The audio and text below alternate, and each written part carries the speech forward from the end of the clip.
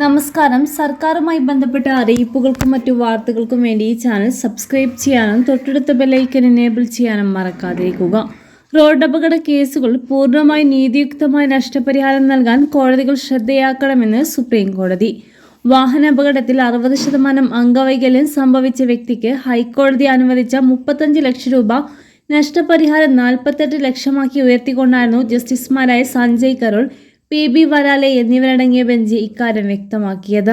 അപകടത്തിലേറ്റ ഗുരുതരമായ പരിക്കുകൾ പൂർണ്ണമായി ലഘൂകരിക്കാൻ സാധിച്ചില്ലെങ്കിലും അപകടത്തിൽപ്പെട്ടയാൾക്ക് ആശ്വാസം നൽകുകയാണ് നഷ്ടപരിഹാരം കൊണ്ട് ലക്ഷ്യമിടുന്നതെന്ന് കോടതി വ്യക്തമാക്കി.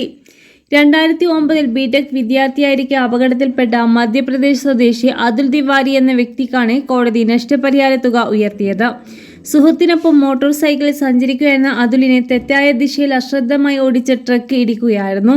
അപകടത്തെ തുടർന്ന് തല, താടിയെല്ലുകൾ, കാലുകൾ, കാൽമുട്ടുകൾ, നെഞ്ച്, വാരിയെല്ലുകൾ എന്നിവയ്ക്ക് ഗുരുതരമായി പരിക്കേറ്റ് അതുൽ 3 തവണ ശസ്ത്രക്രിയയ്ക്ക് വിധേയനായി. 60% വൈകല്യം സംഭവിച്ച അതുലിന്റെ പഠനമടക്കം ഭാവി അനിശ്ചിതത്വത്തിലാവുകയായിരുന്നു.